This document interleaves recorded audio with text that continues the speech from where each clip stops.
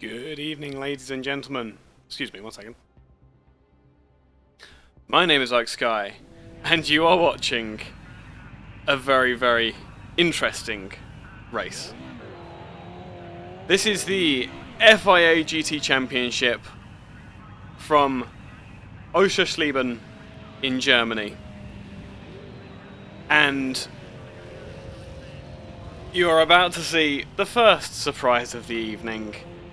That being that Andrex UK, the man who has outright clinched the Group A Championship for this season, has changed cars, rather appropriately I think, that they are L plates on the back, to the Ford Sierra Cosworth. Now, this particular Group A Cosworth, obviously, has been banned from using four-wheel drive,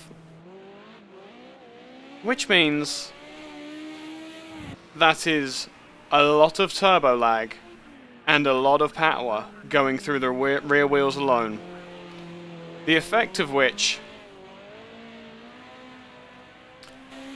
is effective, I think it's fair to say. Sideways coming down into turn 1, 2, 3, 4, 5, 6 on the brakes through the tricky corners at the top and then out onto the first of two fairly long straights, which will let this Cosworth breathe. Oh, no. We're running this sideways through every single corner. Andrex is not going to have any problems whatsoever with getting that Cosworth warm. And just listen to the noise. More akin to a Group C rally car than it is a Group A car.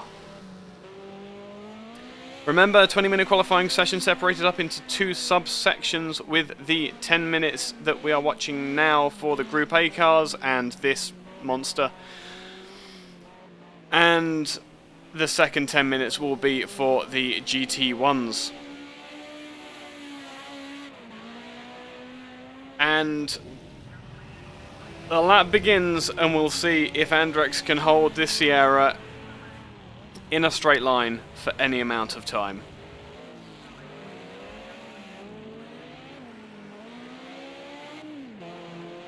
Through the first and second corner, he is all of the sideways already, driving this more like a rallycross car than the Group A car.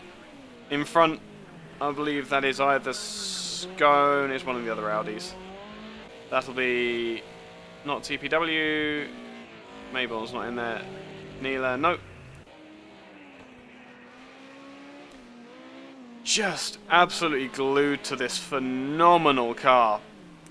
Andrex on the edge of adhesion the entire time. Just, this is the man who has won the Drivers' Championship with, I believe, 2 or 3 rounds to go, pushing his own limits. I would say for our entertainment, but I think secretly he enjoys it. He just doesn't want to do an entire endurance race driving like this, and the car is eating itself as it's doing this. If you want the car to be driven as a track car would be, it's not going to happen. The turbo lag is just too great, and the power output once it gets up there is so much that it just overwhelms the rear tyres. And we're about to see a time come through, and Andrex has gone second for, I think, the first time in this championship.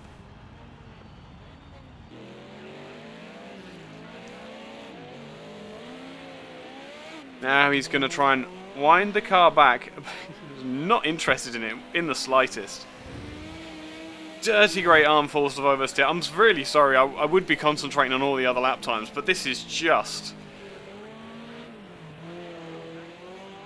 I love, and we've not even got onto the story coming from the last race, which is going to hold us in a grip until the end of the season. Running off the track to try and get the tyres cooled down. Andrex is doing his absolute best. I don't know if he's trying to put on a show or if he's just trying to keep the car in a straight line. But he's succeeding at one and failing at the other, and I don't care. Absolutely glorious display of car control and just insanity from this Sierra. And I'm sure he is up on his previous time, and I'm sure he's going to wrangle that car. Oh, he's not. That's a shame. He was in the first sector, he was up by about 3/10. I was absolutely sure he was going to go to the top of the tables, and we were going to have whatever this is. Just...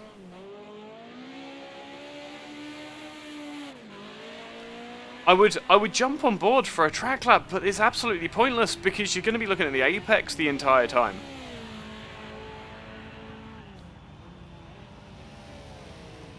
Andrek's now been pushed down to third behind Smolder and Mabon. Although this is not surprising. I can hear Andrek's in his head right now, absolutely obscenely angry with that car. We may hear him join in a second because I have invited him up to comment on the handling of the car. So if he does jump up here, I'll just hand him the floor, and we'll run with that. We run down the rest of the grid. We have Smolder running around in first place at the moment in the Mercedes. Mayborn in second in the BMW, both really outperforming their Audi compatriots. Andrex, of course, in the Sierra, has had his damage fixed and his tyres replaced, and he's going to go out for another go. Ticklish Picklewickle in the first of the Audis now, going out for another attempt. Obviously, these Audis really not enjoying themselves at this twisty track. Neela down towards the back of the grid at the moment, and Scon is in the Audi as well, just doing his time. That is Gio in the Mercedes. So with everybody back out on track, Smolder is doing his best Cosworth impression out of turn 2.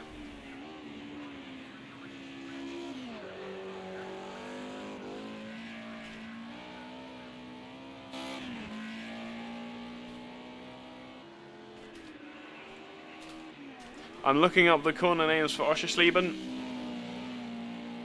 on the rare chance that I might actually know what they're called. Hilariously, I don't.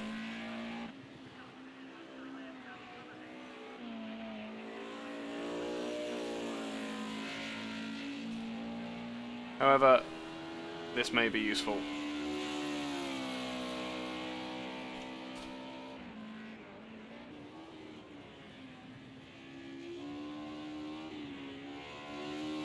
Oh boy. So, just in case you haven't been with the stream, Andrex UK has clinched the Group A Championship. We will discuss the GT1s in a second. And so, for a laugh, has decided that he's going to try and take on the insanity that is the Ford Sierra Cosworth. This is the two-wheel drive version, and he's off in the wall. And that's going to be back to the pits for our winner of the championship. And everybody else is going to carry on circulating. That was TP Ticklewish Picklewickle, who took the win in the Tier 2 GT3 Championship last night in his Ginetta, taking on an entirely different challenge tonight in the Audi Quattro. Not having the best time at the moment, sitting around in 5th behind Mercedes, BMWs and that Ford. Andrex is coming out once again with 30 seconds to go. He's not going to get a fast lap in, but he might just be trying to get...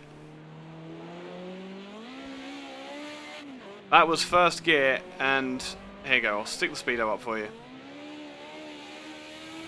He is now desperately trying to keep that car in a straight line because his tyres are going to die within seconds if he drives how he has been driving. This is not a viable... Oh, here we go. That's 10 minutes gone, and the GT1s are on their way out. We'll revisit that story in a moment, but we need to see how Andrex copes with a fully loaded car.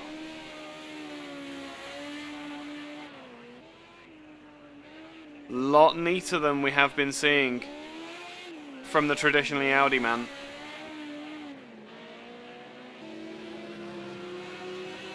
Everybody as well being very clean with their pit exits as well, which is fantastic to see. Breaking down into the Shell S. Opposite lock the entire way through, those poor tortured tyres on the rear end. Right into Bauer, already on the opposite lock before the apex even hits. And now trying with all his might to get stopped into the pit lane. I am genuinely expecting to hear him come in here and quit the session and go back to a different car, probably the Audi, and start from the back of the grid, because, oh man, right, now, this man here, Marauder, has got a mammoth task ahead of him. You'll notice that car's missing from this, from the grid tonight. M-Power has been taken by the work gods, and so cannot attend any of the other races in this championship. However, that doesn't mean that he's retiring, because he is within a point of taking the championship outright, with I think 2 or 3 races left to go. We've seen an utterly dominant display from M-Power throughout this. The only person who has been able to touch him is Chloe in the sister Porsche. But he's not able to be here. And the only person who can get within, like, can beat M-Power is this man in this panels right here. Now, if Marauder...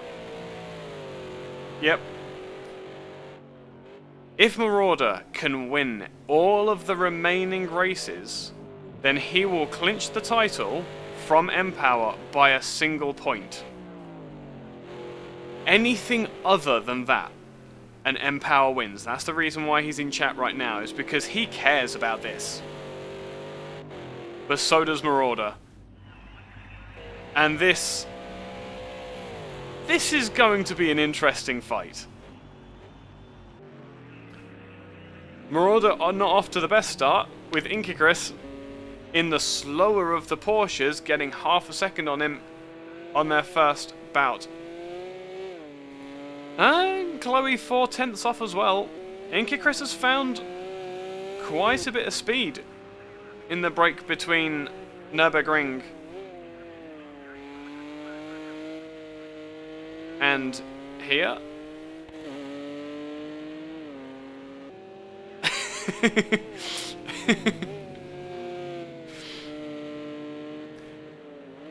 I think, oh really, if Marauder qualifies second, then M-Power has won. There we go, because we give points for qualifying as well. So Marauder has to take pole from these Porsches.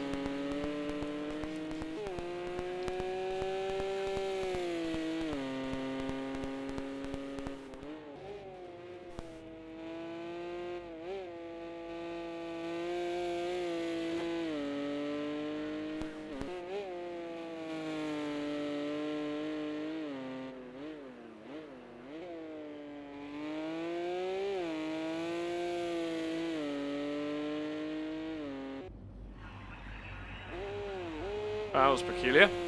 Microphone started clicking. Not what you want to hear. Yes, so Inkikris, then Marauder, 4/10 behind. Chloe has pitted. And Mad Dog's going to come across the line in 4th. So we have Porsche, Panos, Porsche Panos. In that order at the start of the grid, and then we have Atlas Gerhern in the Mercedes.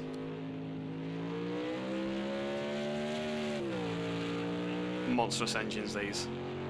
Gio and Alan Rake bring up the rear at the moment in the Ferrari, but we have seen Rake's race pace be significantly better than his qualifying, and that noise. Outbraking himself for the first corner.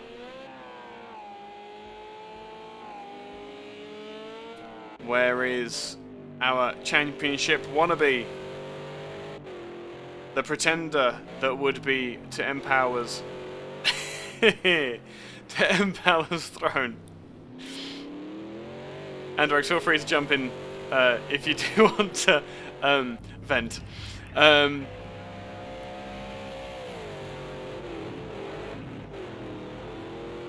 These GT1 cars now. Marauder is slowing.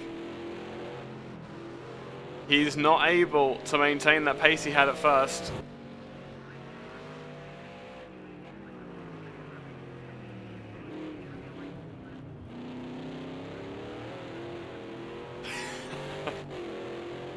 There's always room for you, Andrex, don't worry.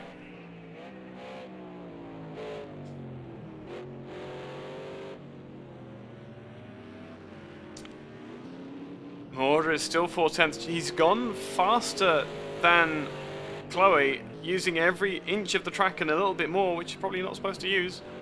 Bit of dirt on the tyres is not going to help any traction anywhere. Oh, and that's it. That's an abandoned lap with 3 minutes left to go.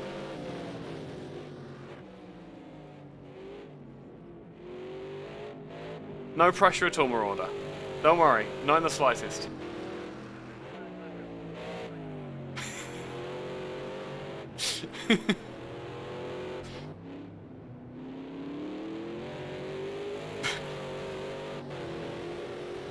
Chloe has rejoined the fray.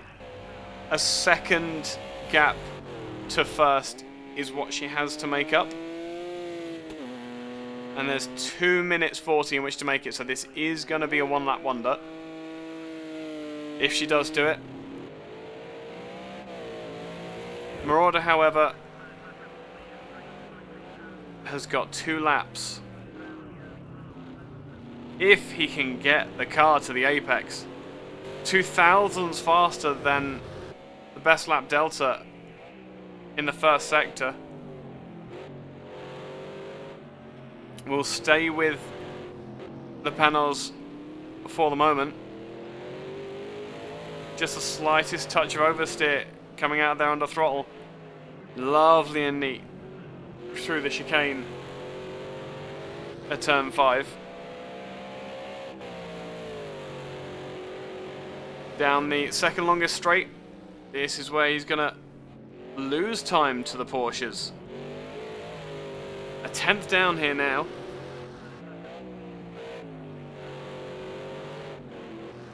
Coming round to the last corner. Using all of the torque of that V8.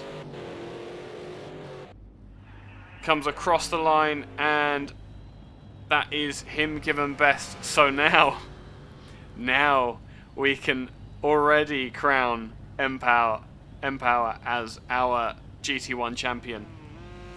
He's in chat. Feel free to give him some congratulations. It's a very forlorn state, that, seeing the Panos parks there.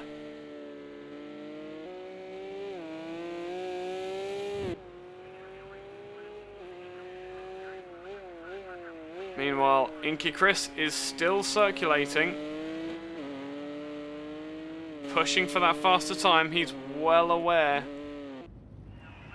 that Chloe is going to be putting pressure on him back up to 3rd place for the Porsche driver. Overrun on that turbo. Such a beautiful noise. 7 races into this season. Still absolutely fantastic to see in here.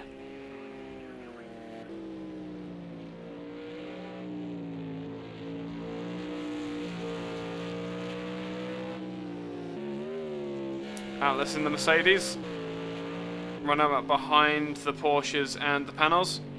Looking like there is a definite pace difference between the cars. Atlas will go no faster and no further. Mad Dog in the Panos, I think, has another lap. Using all of the track that he can possibly get to. And a very sideways moment, just trying to leave his braking a little bit too late, and that will be lap abandoned, I should think.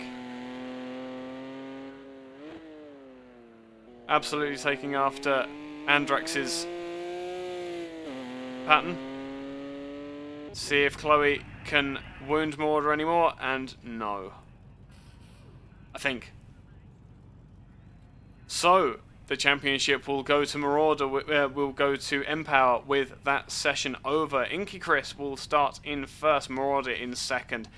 Chloe in third, Atlas Gerhan fourth, Mad Dog in fifth, Geo in sixth, and seventh will be Alan Rake. First in your Group A's will be Smolder, then second will be Mayborn, third will be Andrex UK, fourth will be Trip, fifth will be Tickawish Pickawickle, sixth will be Boris, seventh will be Neela, Chuck Scone in eighth, ninth will be Howie, and in 10th will be Claes Lambo in that Mercedes. The cars getting prepared for the race start. Making sure all of their fuel is correct, their tyre pressures as good as they can get them. And in Andrex UK's case, probably about a third of the race worth of fuel. And some hard tyres, so they might actually last longer than 3 laps.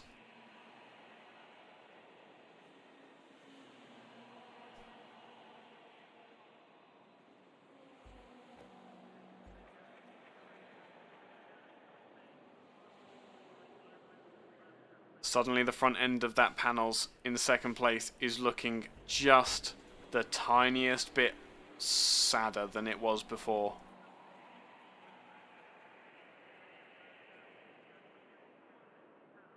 Looks like some suspension changes going on for the second of the Mercedes there.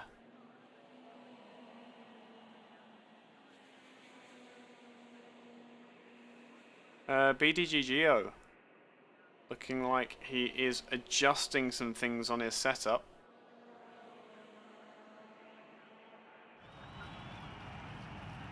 So,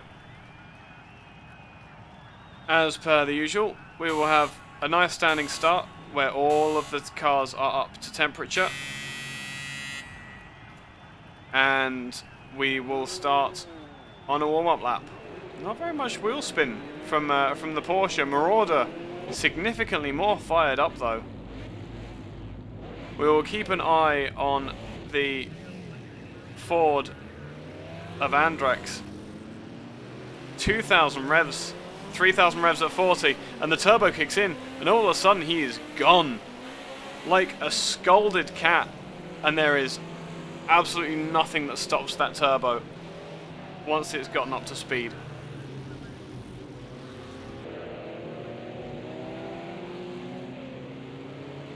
Not a very long lap here, so we won't be looking at waiting very long for the warm-up lap to be completed.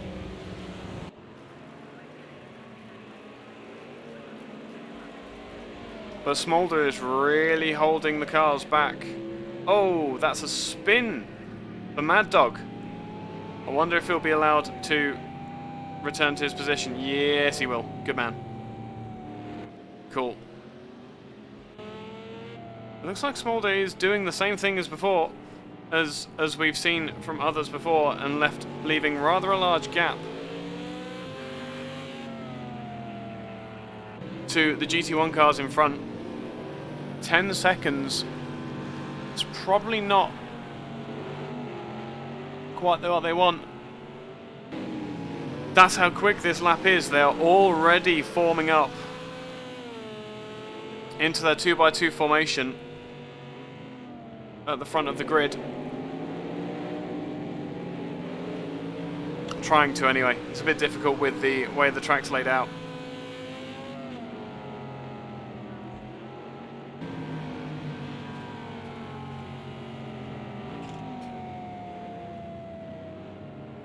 And round the final corner now. Meanwhile, the Group A's are still yet to go through the Shell S and then Bauer. Let's have a look at the starting grid then. How quickly is Marauder going to jump off the line? He is not. The Porsche is going to get a very good start. The panels side by side as we come down to the first corner. The first to outbrake themselves is Gio in the Mercedes. A tap on the Porsche, but everybody getting through there nice and clean. Very well played. And Marauder is in the lead. Now we look to Smolder to bring the cars away. Smolder's got a massive jump by comparison. Andrex UK in the Sierra, staying in third. We'll see how long that lasts. But the Mercedes and BMW with a significant advantage when it comes to handling around this course. Nice and flat and smooth.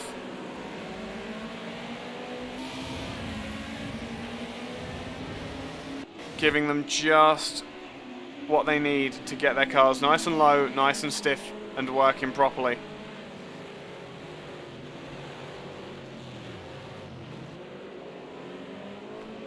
This is your top three then. Coming out of the first sector, Mercedes, BMW and Ford. On a week after the Le Mans 66 film released to the public. And Andrex is going up the inside, the turbo finally kicking in on that Ford. And under braking, getting it all kinds of sideways all over again. Alan Rake is in the pits. Looking like he's taken some damage, but where is the other party to that damage, if there is one? May have just lost it on his own. Marauder doing what he has to now to stay ahead of the Porsche. More for pride now than anything else. He's going to take the wins while he can get it, but the second place has been sealed in the championship.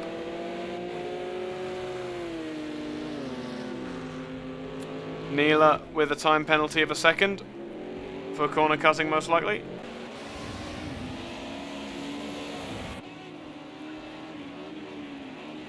Meanwhile, Andrex UK has made it to the head of the field in the Ford, and we just need to see how long that lasts for.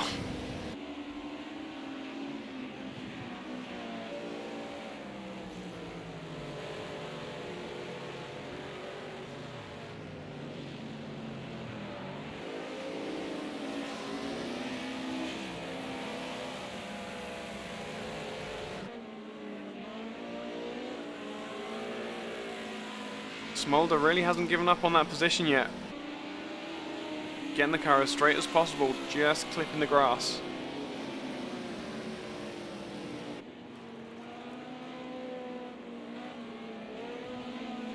Significantly more balance in that Mercedes than the Ford in front.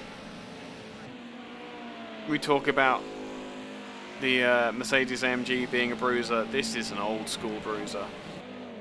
The type that will actually bite your head off if you look at it wrong. All these cars are, to be fair, but the Ford especially so.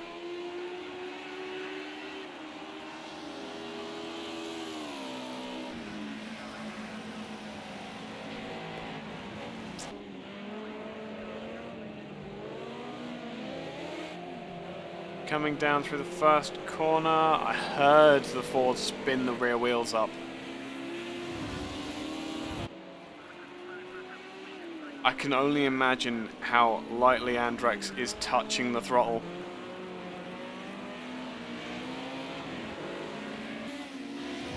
.6,000 revs. when you compare that to the cars behind. 7.5, 8,000 revs.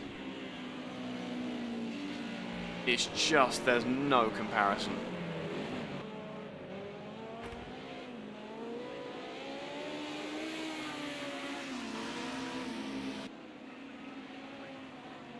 Now he has the lead. Andrex is just trying to keep the car in a straight line.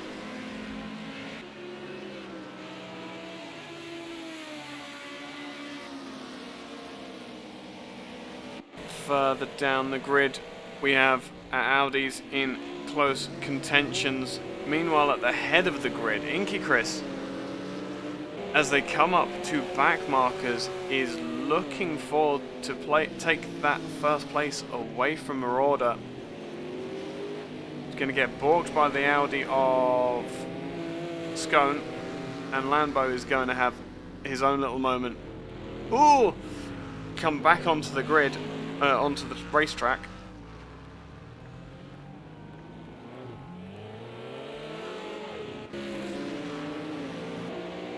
Traffic giveth and traffic taketh away. With all of these boys being very respectful, all these guys being very respectful. They are going to lose track position behind these slower cars. It's just the nature of multi-class racing, and it's why we love it so much. That said, who's that? That's Atlas Gehan on the back of Inky Chris now, thanks to that traffic, and Chloe in very, very close proximity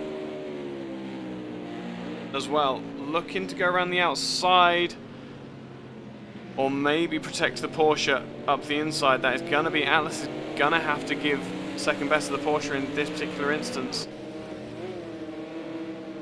Coming down into the chicane, that is the place secured.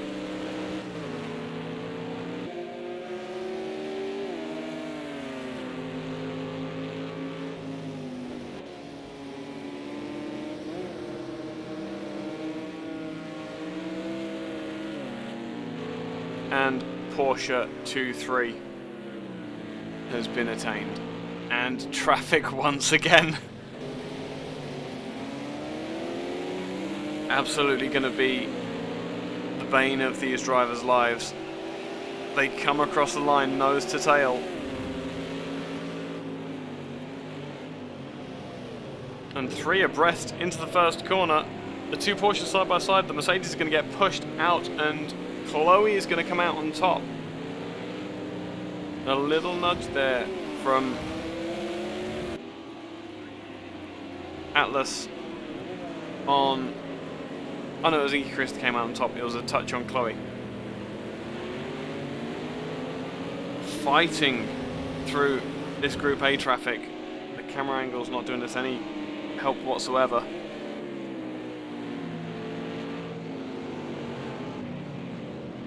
And that is the Mercedes paying the same trick to Chloe as she paid the lap before, but can't get it done up the inside.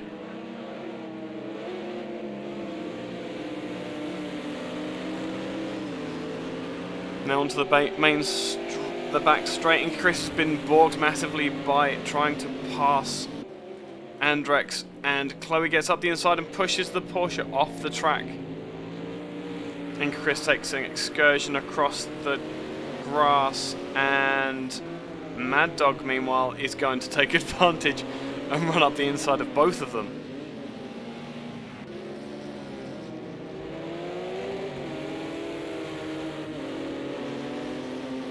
Back down the start-finish straight once again. The Panos has the legs in the straight line.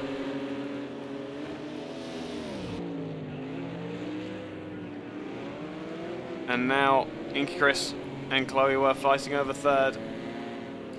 Well, they were fighting over second, now it's fourth. Atlas Gehan in the Mercedes, able to gap them massively. That's how much ground they've lost from that one mistake.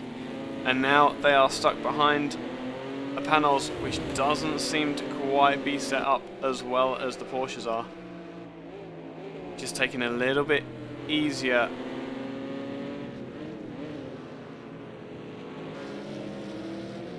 is Mad Dog.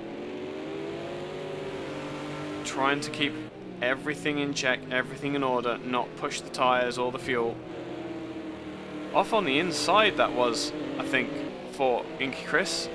Whether he missed the apex or was pushed off by Chloe just off camera.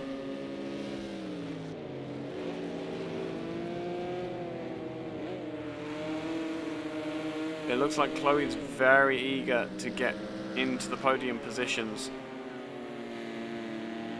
Needs to be very careful that she's not pushing the car and her colleagues too far.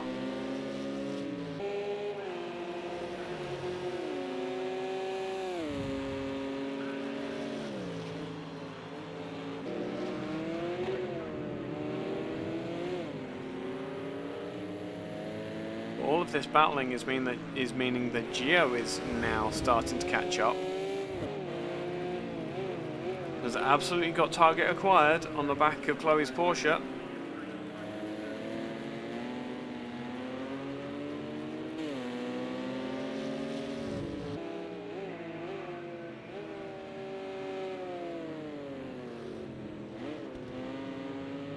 Chloe running very wide through there as well. I don't know if these cars are okay with running on the grass at all, but it's not what you want to be doing on slick tyres.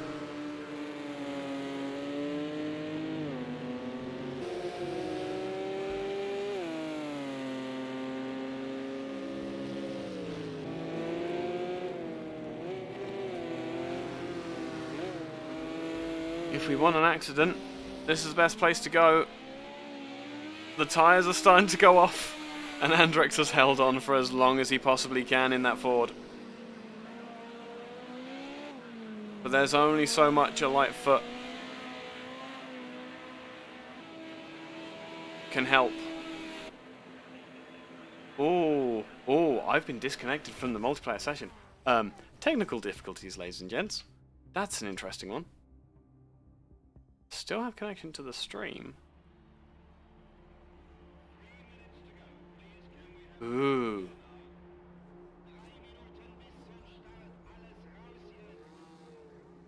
I have this distinct feeling.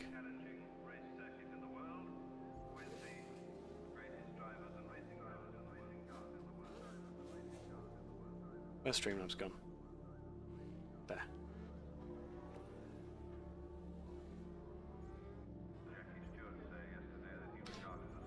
Let's try that again. I've had this a couple of times now with please let me rejoin. This would really suck if I can't. Come on. There we go.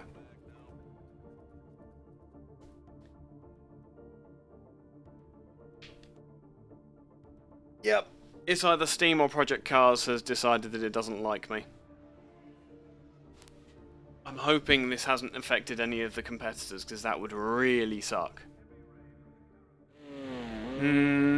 Yes. It seems that we are suffering from network issues or Steam issues. Andrex UK is still running. How are... And they all seem to go now. Okay, cool, fine. May have just been me. That's good. That's a good thing. We're fine with that. Okay, let's get back into business. What are we looking at? So, Marauder is running around in first. He's just catching up once again to lap our Group A competitors. Alice Gehan is now in second, courtesy of the battling of Inky Chris and Chloe in third and fourth now.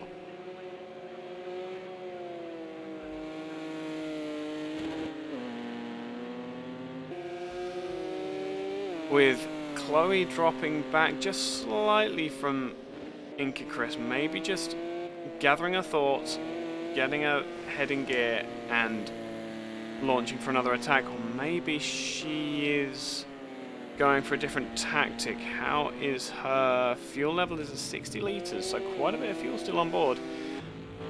Oh, Mad Dog off in the gravel. try and overcooked it massively into, I believe that's Bauer is the second to last question. Corner, yes it is.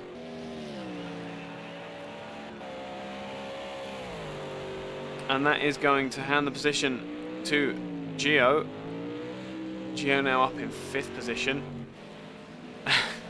And now Andrex UK, the tyres have cried enough, and his slow descent down the grid appears to be upon us. That poor Sierra. So far, Smolder has gotten past and acquired some damage in the process apparently. Mayborn has also got a massive amount of damage. What on earth has happened there?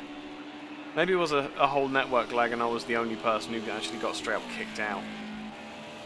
Trip also with some damage. Yeah, it's looking like there's been a pile up. And then TPW is now in front of Andrex UK. So that is Andrex now down from 1st to 5th. And Neela has just got a fastest lap. Chuck Scon has just moved up past Boris, who it looks like is jumping out of the way of GT1 cars. As they're instructed not to, they're instructed to stick to their racing line.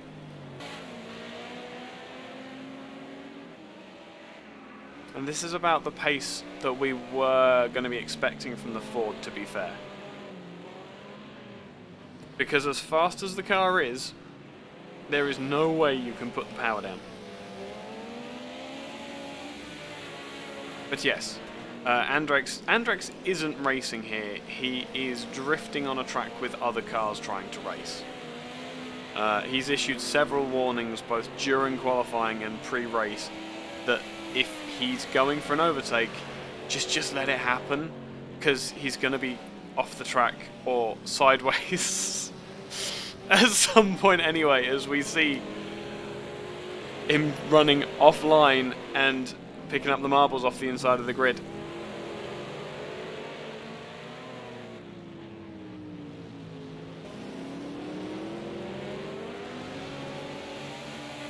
That's 1 place reclaimed, and I dread to think how red those tyres are.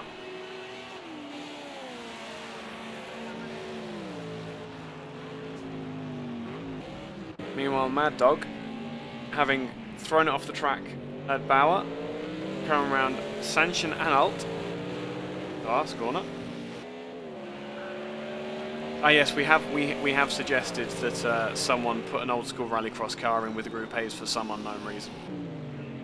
And now around Hotel, Mad Dog is going to get a massive armful of oversteer again, and that's going to drop him back from Mad Dog in Gio in 5th place. The rest of the gaps, oh, Atlas having a bit of an excursion onto the grass. Now under pressure once he's cleared the Group A cars.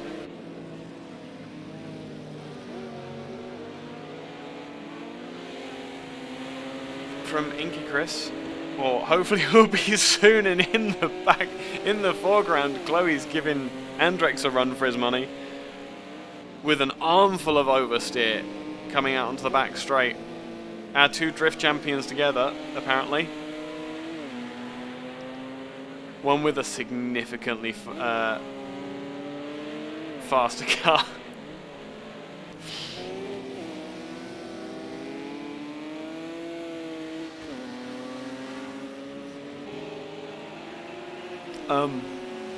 I'm not going to lie, I have no idea what to commentate at this race. Everyone's just going sideways. Oh, and that's a collision between Atlas Gerhan and Inky Chris.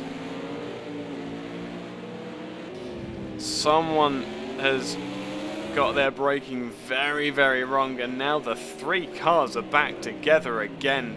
Through trial and tribulation, these 3 just end up magnetized together. And in between there's a wrecked BMW as well, just for prosperity, I think.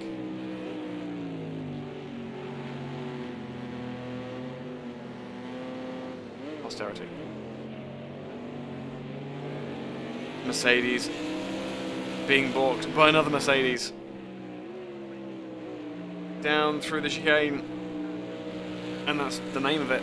Round turn 6.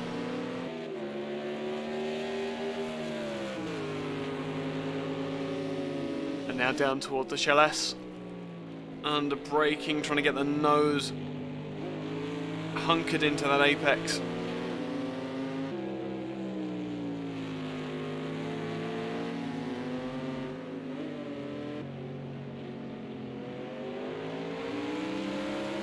And on to the start-finish straight for the... Actually, what lap are we on? Good grief. Lap 16. And we've not even done half an hour yet. That's going to be a massive sideways moment. Finky Chris coming down into braking, getting 2 wheels on the grass, and we saw that causing massive issues for the GT3 League yesterday. Atlas looks like he's just about got the performance in the straights to keep the Porsches behind, but he is holding them both up during the corners. Which, let's be fair, is the place that you want to be holding up people, is in the corners, because you can block there. Down the straights, you've not got a chance. I don't know if I want to look at this, because that was just a whole lot of exclamation marks. Andrek's very sideways, coming up into the triple. Beautifully held up and round turn 4. And he's going to apply the throttle as gently as he dare and still get an armful of lock. And now, absolutely all bets are off. As far as what's going on here is concerned, Smolder holds the lead by a mere 2-3 tenths of a second from the BMW of Mayborn. Then we have the Audi of Tripp, who has had... It looks like it's had a bit of a trip. And then the Ford, that is 4 different manufacturers in your top 4 places. Meanwhile, Atlas Gerhan and Chris and Chloe are coming to a head yet again, coming around the hotel section for a half second.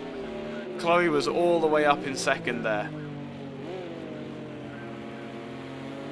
but has been demoted back down to 4th for the time being.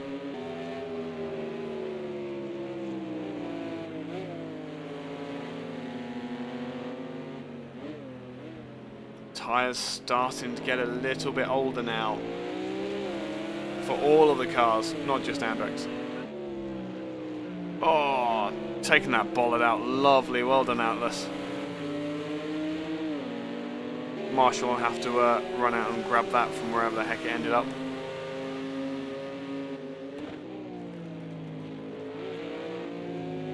And we're starting to see blue flags come out yet again into this battle as Alan Rake in the Ferrari tries to get around the Group A cars. He is having some network connectivity issues. This is just the entire field. Basically the entire field in one shot. Is this the start of the race again? No. We've been racing for half hour yet. Audi around the outside of BMW is never going to happen. That's going to open the door for the Sierra behind with the stupid horsepower advantage. The Ferrari of Alan Rake being very respectful and absolutely fantastic discipline showed as well. Because this race is not going to stop being this mental. And I'm sure Alan wants to get to the end of the race with the car in one piece. On the brakes, Andrex gives way to the cars in front, and Alan Rake has outbraked himself massively into Smolder, pushing Smolder off the track and giving the lead to Apex to Tripp for the time being, who in turn got a massive armful of oversteer going through, coming out of hotel. Retains the lead for the time being, but there is a BMW all over the back of this Audi, and behind the Audi is the Ford, and behind the Ford is a Mercedes. No, it's another Audi, and then it's Mercedes.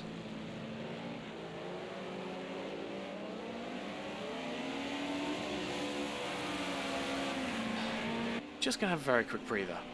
Or am I? We're coming out onto the back straight now. Just a little bit of calm now. Using the slipstream is that BMW making his move up the inside. They're side by side coming up into the Shell S. The BMW has the inside line. The Audi has to give way. Is he going to lose 2 places? No, that is a BMW in the lead of the Group A race. And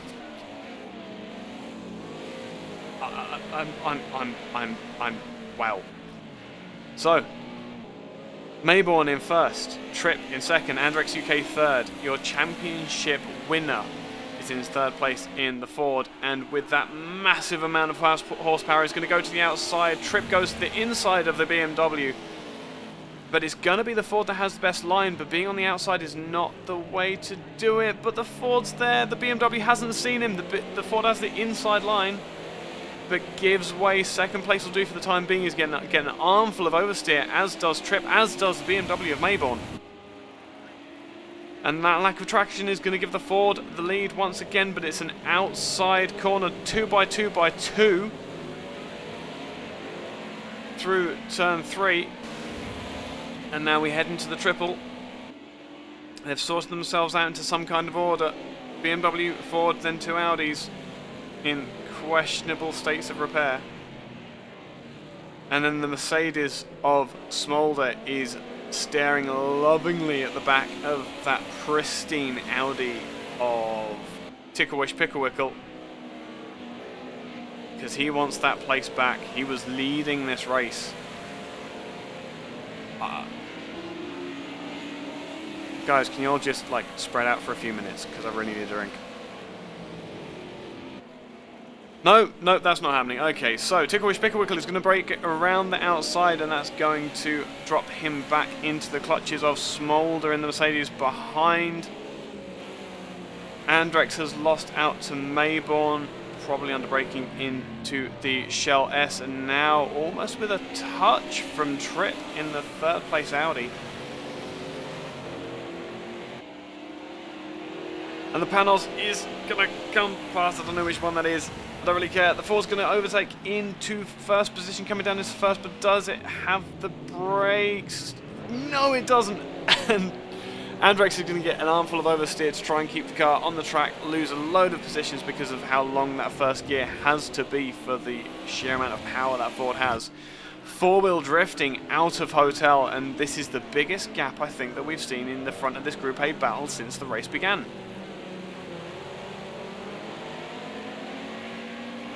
Mayborn has got half a breath of air so that he can hit his marks and run his line. Audi goes very, very wide, will miss his braking for turn 4, which will edge the Ford closer yet again, coming up into the chicane, but the Ford can't get the power down because of that turbo lag, and he drops back slightly. But it's the exit here that matters for the Ford. Once he's got the turbo in, up and spooled, that thing is a rocket ship. Closing speed absolutely immense, and just a touch from the Ferrari and an enormous collision. I think that was actually started by someone with connection issues by the looks of it. Andrex has now recovered.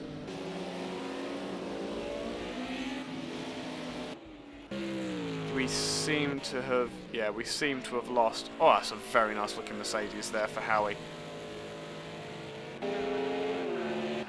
Yeah, we seem to have lost Alan Rake in the Ferrari, which is a shame because I really enjoy that screaming V, whatever it is, probably V8. Okay, coming back up to this battle now for second place yet again. Inky Grease has come out on top for the time being, but still has TX3 Chloe and Atlas Gerhan in very, very close attention. All 18 seconds off the back of Marauder though. That contact between Smolder and Atlas Gerhan And that is going to give Chloe in the Porsche a free pass into third place and onto the podium. Meanwhile, Alex Gerhan looking like he's getting a little bit impatient with the Group A cars. A lot of contact going through in that particular pass. Not great respect from the Mercedes driver.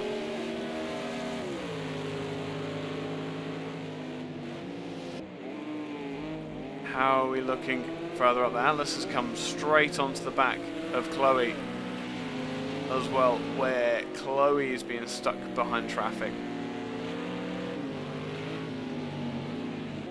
Now we need to ask the question, is Chloe going to try and go for that second place past Inky Chris, or is she going to play the Porsche team game and keep Atlas Gerhan from pushing up towards that second place?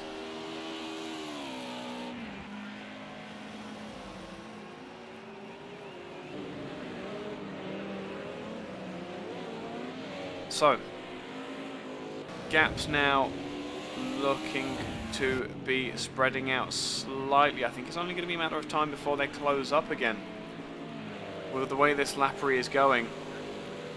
But Mayborn is doing a fantastic job, again in first, doing exactly everything that he has to do to keep the cars behind. He's had attacks from Ford, he's had attacks from Audis, he's had attacks from Mercedes, but he's in the top spot at the moment.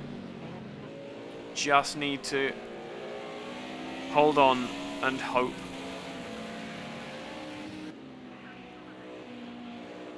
I'm actually astounded that Ford's still running.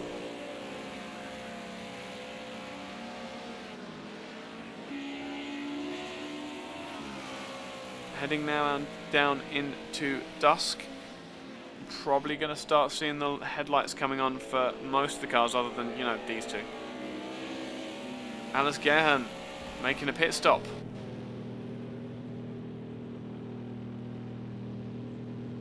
I wonder what this is for. That's handed fourth place to Mad Dog, who is 4 seconds back from Chloe. So your order for the lead of the race overall is Panos, Porsche, Porsche, Panos, Mercedes, Mercedes. And that is all of the GT1 cars we have left in this race at the moment. I would say that the Group A's are significantly slower, but I don't think it matters at this track. I've got to be honest. The Sierra in third, looking like he's taking things very, very easy.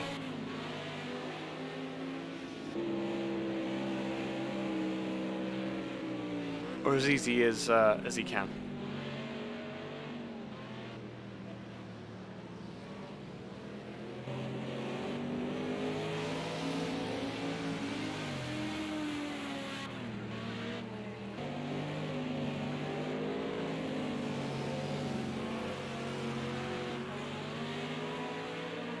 How on earth Andrex has kept this car in this shape for so long, I do not understand. Come on, TPW. It looks like Smolder is starting to make his way back up the grid. So the two Audis have fallen. Oh no, it's just the one Audi that has fallen to him so far. He didn't drop past Neela, but Ticklewish Picklewickle has succumbed to the pressure of the yellow Mercedes. God, wouldn't it be great to see a yellow Mercedes Formula 1 car? And further up the field, another Audi applying pressure to the BMW, and the Ford of Andrex is closing, closing, closing. They're probably driving a little bit slower. Just see, I heard a drop in revs there. I'm just hearing things, obviously. See, the leading two are probably slowing down so that they can use Andrex's headlights to light the way.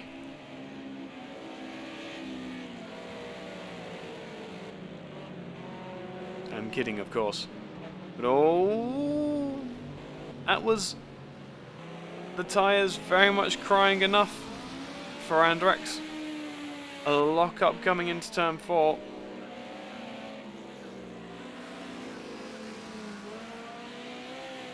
Although he's fairly reliably getting a nice slide coming out onto the back straight. And again, once you get that forward in a straight line, oh boy.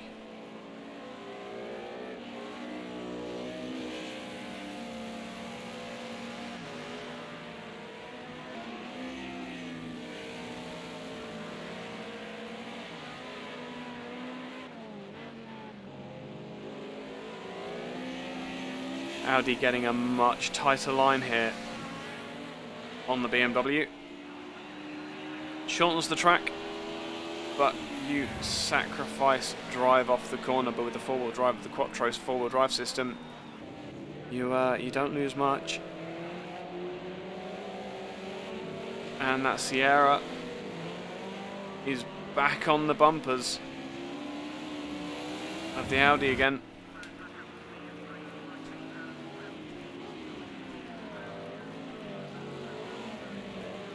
If that car lasts to the end of the race, I'll be thoroughly impressed.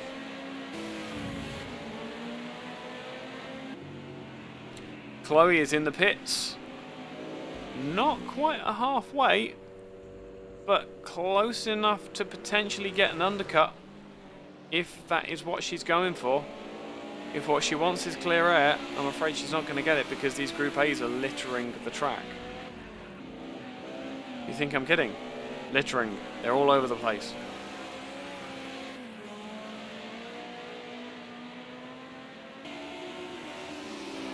That said, there is a lovely gap. Should she time herself right,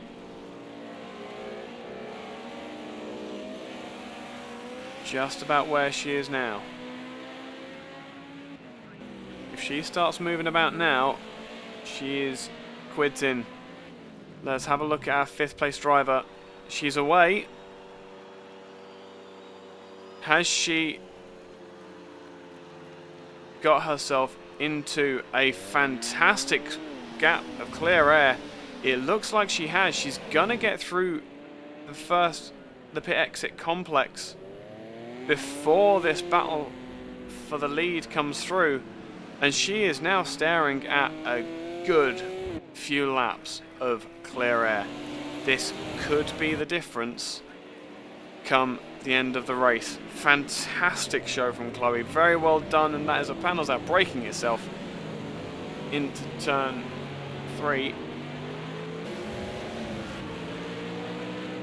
Which one is it though? It is not Mad Dog, it is Marauder coming through the lead battle in Group A.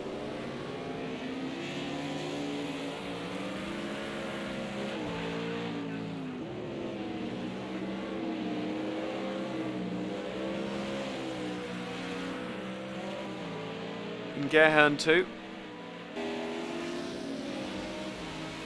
That can't be right. No, it is right. So how have things changed now? So it looks like Marauder's coming out onto the start-finish straight now. Yeah, so the top 5 are still on the same lap. It looks like Atlas Gerhern is down a lap. Yeah, he is. And then we're about to see all of the Group A's come through as well.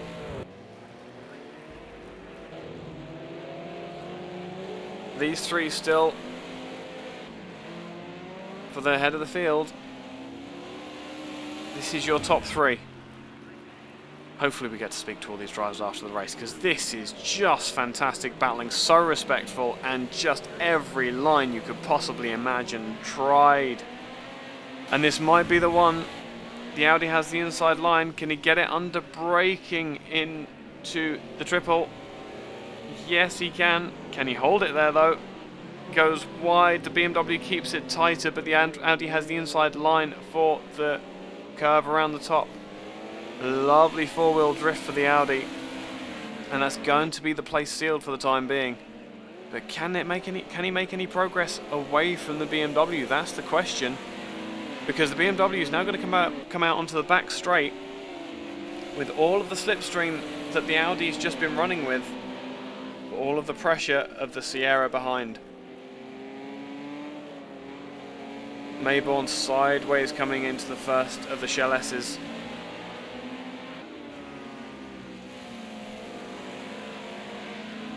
And now up into Bauer, and on the brakes heavily for Sachin and out. Your order as they come across the line: in first will be Tripp in the Audi Quattro, second will be Mayborn, but the place nearly changed there for the Ford of Andrex UK.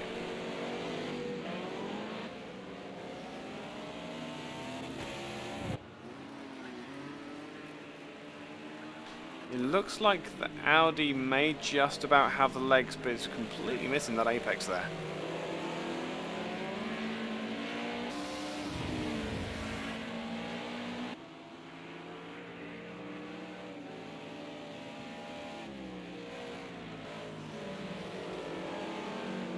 We are about to hit halfway through the race, and the attitude of Tripp's car looks like a man who is trying to use up the last of his tyres before he pits, to try and get a gap over the BMW in second.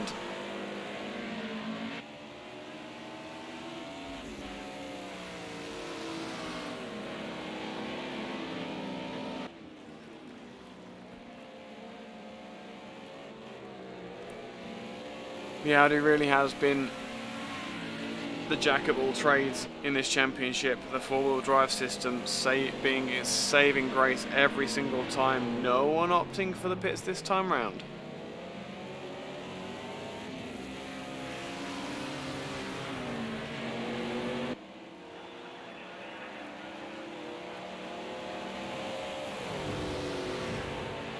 And the Ford of Andrex has to look to the inside. He has no choice because the BMW went all the way to the left. BMW holds the line around the outside and beautifully defended there through turn 2. The right-hander of the hotel section keeps the place, but now almost hands the place back, I assume through poor drive. Looking at the wrong cars. But Andrex having to go the wrong side of the BMW. Perhaps the tiniest of touches with that oversteer, and this is letting the Audi just gap these two slightly.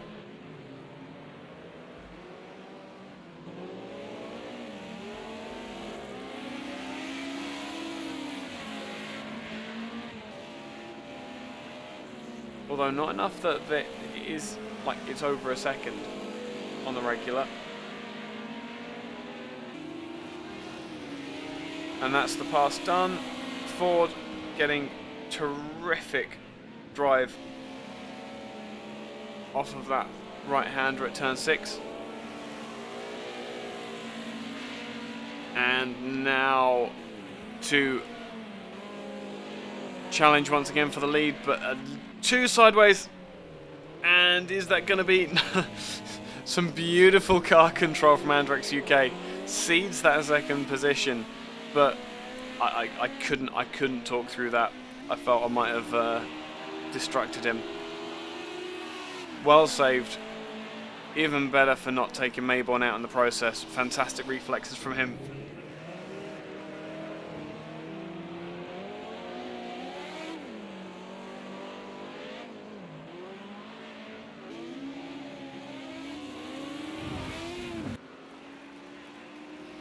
Gio is in the pits for what I can only assume is not for fuel. Interesting.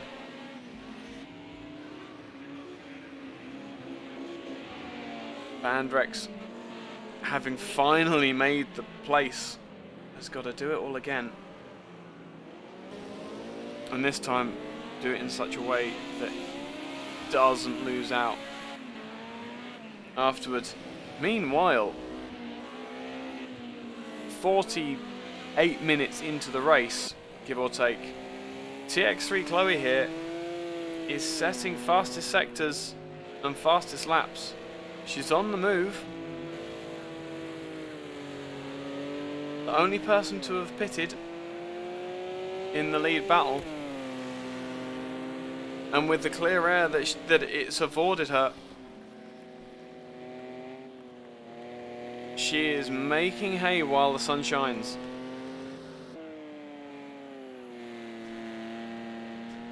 Don't be fooled by that 4th position and minute gap to the leaders. There's a pit stop in there. Andrex is finally giving up on this set of tyres. It's not for fuel. It won't be for fuel.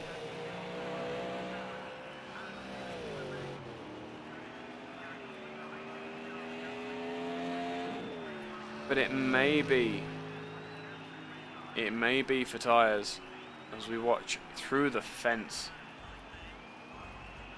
That is a definite tyre change. Yep. Perfectly timed there. Yep. 4 new tyres, and he is away to see if he can make these ones last any longer. To be fair, he's made them last like an absolute champ. That was fantastic.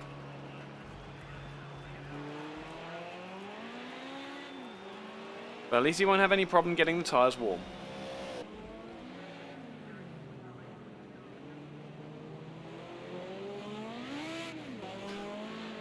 Absolutely gorgeous pit exit that is.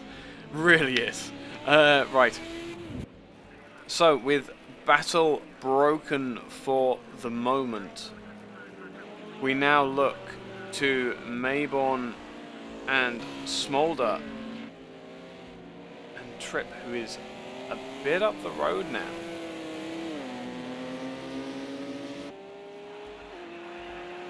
"30 seconds, the gap between Andrex and Tripp now. We need to keep some very keen eyes on that gap, because if it goes down, there's a pit stop in hand for Andrex as well now. Your leader's in the pits, and so is your second place car, just entering the pits now. Can we make it 3 in a row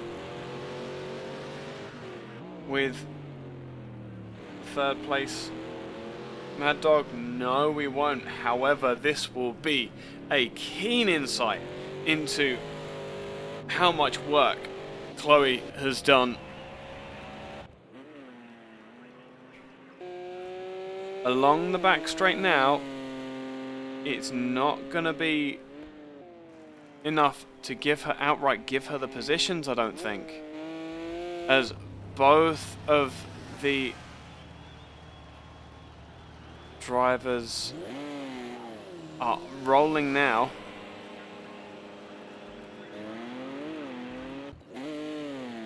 But she is on the start-finish straight with clear air and warm tyres and a knowledge of exactly how the track is operating under these circumstances right now. Tripp cedes to the pits.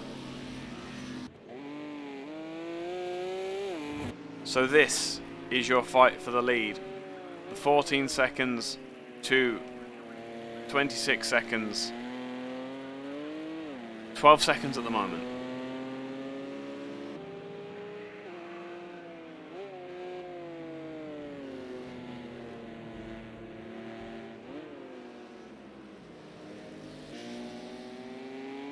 I could almost go and get a drink, but I can't because something will happen and then I'll regret it. Fantastic to see Chloe able to compete in this series again. We really have missed her from the rest of the championship.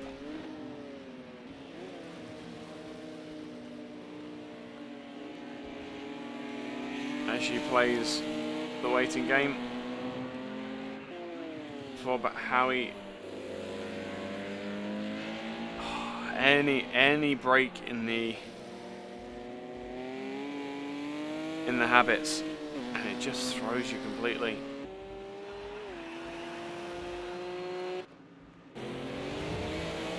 Oh, we lost a car there. Who did we just lose? We've got Smolder, Trip, and Drex. We're missing a car.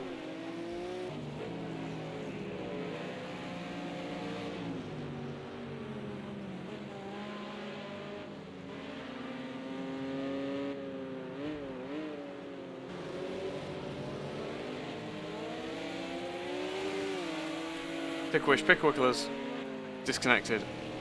Ah, that's disappointing.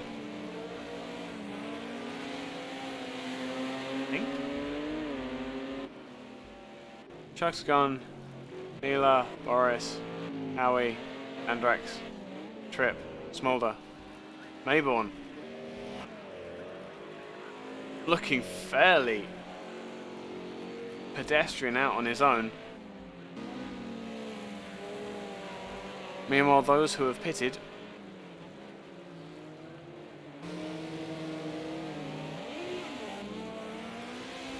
giving us all the reason to sit right at the edge of our seats.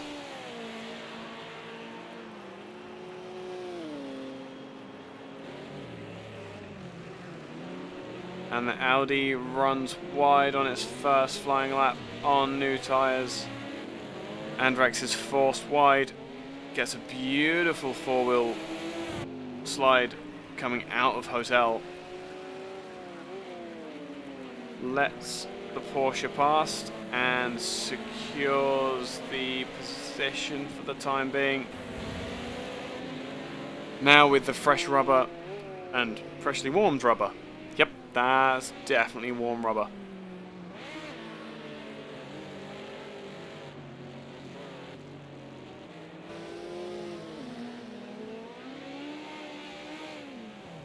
Oh, and a spin. And doing all of that hard work. It was bound to happen eventually. And now he has to get that back on the turbo. Mad Dog in the pits. So your leading group, it looks like, is going to be resumed. Marauder is through. Inky Chris is through. Where is Chloe? Chloe is through.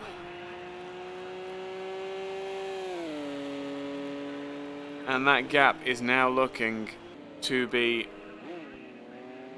quite a bit more healthy for the two Porsches, who are now free to attack Marauder without having another Panos behind hounding them. Neela in the pits in the nicer looking of the Fords, Audis. Got Ford on the brain.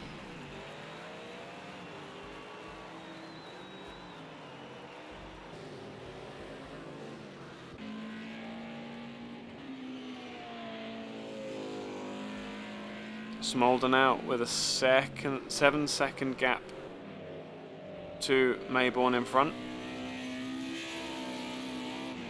We haven't seen a pit stop for Smolder yet, I don't think. Drive-through penalty for Neela for track limits. He has accrued enough corner cut penalties that he has been given a drive-through, and Neela has retired as well. Quite the race of attrition, this. A really technical track, quite flat, but not without its intricacies, shall we say.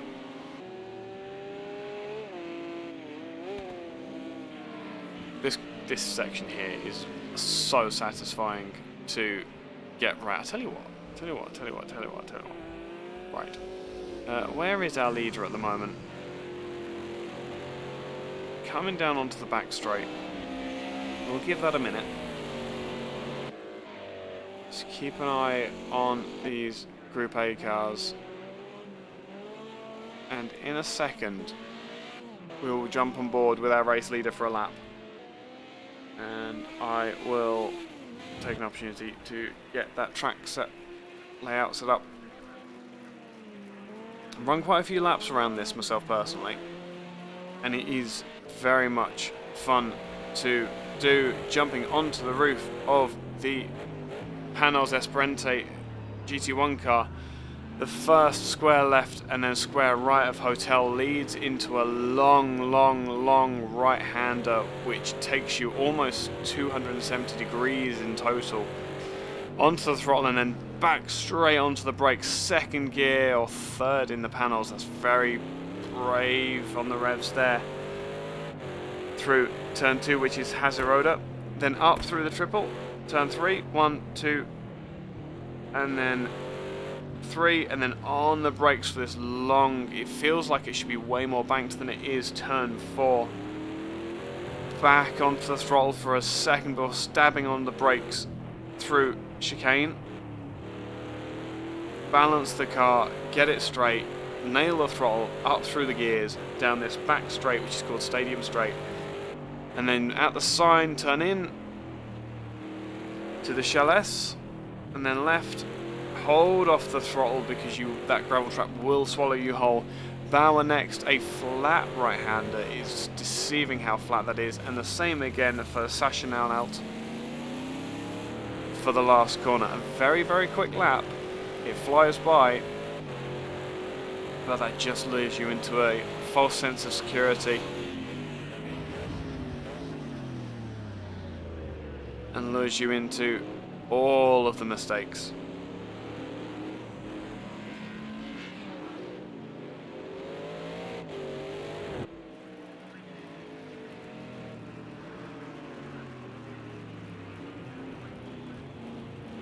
And so your leader circulates around lap 41 with half an hour remaining.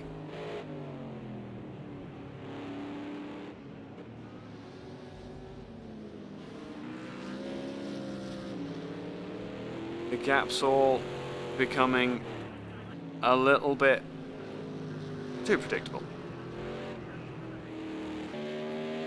However, we have Anila in the ready to interview box. Good evening, Neela. Oh, good evening. How are you doing? Yeah, I'm okay, I guess. Yes? Oh, 1 second. Let me just let me turn the race mic down a bit. Just sorry. No, it's not you. Not you at all. Oh, grief. Project Cars is just disgustingly loud, apparently. Oh, okay. There we go. How was that for you? You've dropped out the race. Yeah, I didn't have any practice because of IRL circumstances. Right. I just winged it a little bit. It was okay in the start, but I noticed that, I mean, actually, when I sat in the lobby, I was waiting for the Nürburgring to come up. Or the Oh, really? GP, yeah, because I was away the last time. Oh, okay. So I was one down on the track map. So I was a little bit surprised when this one came up. Ah, right. Yeah, so I haven't driven this course much. I remember driving it in the wet in the GT3 league, like in season 11 or 12, I think, something around there. Yeah. So I know the layout, so I winged the setup, just gave it a few laps. I didn't like it, but I think why I quit is actually, I think Ticklish actually he lagged or he had some kind of problem with his connection, I think, because I passed him somewhere around the track, and as I passed him, the race director told me to go back to to the guy, or let the guy behind me pass me. Oh, And okay. he was like 15 seconds after me, so I was like, what the? Oh, Well, wow. yeah. And he gave me a drive-through, so Yeah. I thought that okay, I'll take the drive-through, Yeah. and I'll just go to the stewardess, and that's not a problem. Yep. So I did a drive-through, and as I went out from the drive-through, it gave me another drive-through. So I thought that okay, that's enough. Yeah. It's Yeah. okay. Yes, that's broken. So Yeah. Project Cars ruined your night on Project Cars, basically. Yeah, yeah. But I mean, I always say this that I enjoy racing. Yeah. I don't care about where I end up in the race as long as I'm having fun. But I didn't have fun, so that's actually why I Oh no, absolutely. If you, yeah, as you say, we're here to have fun, and if you're not having fun, yeah, you're not. You shouldn't be driving. no. And I was like, okay, I held up with the pack in the front for like 4 or 5 laps or something. Yeah. But then I was falling back, and I wasn't falling too far back, so I had no one to race against. So I was just I You're don't know, circulating. struggling around. Yeah. Yeah. Yeah. So So it there's a was, yeah. I get that. I totally understand that. And then with the game bugging out on you, I totally understand why you dropped out. yeah. Are you still in the lobby? Yeah. I Okay. am. Do So you want to? I'm actually watching Marauder in the panel. Ah, right. What is your take on the race so far from what you've watched then? Well, it's hard to answer because I've just been, as I said, I haven't had any impressions from the race because, I mean, I've been just strutting around on the track all alone. Yeah. But it's nice to see the panos high up. I mean, I think Marauder is in first place, isn't Yes, it? Yeah, Marauder is first, yeah. and I love that panos. That Oh, absolutely. V8. It's brilliant. Well, we're gonna next time out. We're very much. I'm looking forward to this. I don't know how you're gonna be feeling about it, but it's definitely gonna suit the Audi. We're up at Laguna Seca. Oh yeah. So yeah, I mean, keep that in your head because it's absolutely gonna be a strong one for the Audis. Yeah, and all the kudos that you can give to who is leading the Group A. It's what is it called? What's that? Who is leading the Group A's right now? Who's leading? Track? Mayborn. Yeah. Mayborn, yeah, and he's in the BMW. In the BMW, yeah, absolutely. Fantastic job. Yeah, no, absolutely. And well, now that isn't it typical that the track where the other cars are able to keep up with the Audis, that because obviously throughout the season we've had like the Audi's always been right up at the head of the grid. Yeah. And this race, the BMWs and the Mercedes are on pace, and Andrex decides to take the silly Ford. All the other kudos to Andrex because driving the Ford is like that's in you and it's not something you should do. Oh yeah, absolutely. But, actually, when I realized that we were driving this track, I was thinking about that. Okay, I'm lucky. I'm in the Audi. It's stable. Yep. Yeah, and I thought that maybe the Beamer would be a little bit hard to handle here because it's a little bit more tail happy than the Merc. But as you can see, Mayborn is doing wonders out there. Absolutely. No. I do think that the BMW is the easier car to drive, despite being more tail happy. Like because it'll do the same thing every lap. Like yeah, you can beat it around the head and it'll respond in the same way every time. Whereas the Mercedes seems to be a bit more towards how the Ford is with its kind of big bruiser mentality. Yeah, a little bit, but yeah, okay. I've driven the BMW and and the times I've driven the BMW is actually on faster tracks. So I mean, this is a kind of slower track, so Yeah. maybe that fits the Beamer better than the. Oh, absolutely. Yeah, that may just be the case. Yeah, But could be. no, absolutely. But bad luck, man. I'm sorry that your race was ruined. Ah, it's okay. But yeah, hopefully we can make up for it and have a good time next time out. Oh, we will. I do. Back. I was gonna say I do actually expect to see you quite high up the grid at Laguna Seca because I know you love that track. Yeah, I like it, and I mean, I do have. If we look at the early parts of the seasons, I mean, I won the first race I was in.